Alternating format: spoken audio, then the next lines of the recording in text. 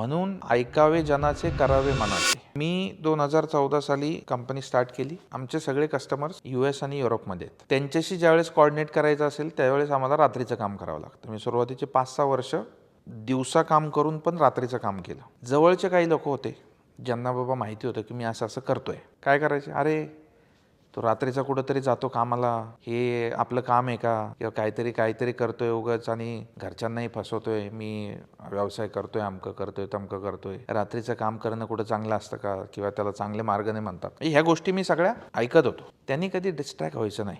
शेवटी तुमच्यावरती एखादा प्रसंग आला अडचणीचा, तुम्हीच त्याच्यातून स्वतःला बाहेर काढणार आहे. आणि तुमचे चांगले जरी दिवस आले तरी त्याचा पहिला फायदा हा तुम्हालाच होणार आहे. आणि आज तेच लोक भेटल्यानंतर असे बोलतात की जसं काही ह्यांचं 100, 200, 500 वर्षापासून एवढं प्रेम आहे यांचं, मला तर एकदम भारावून गेल्यासारखं होतं.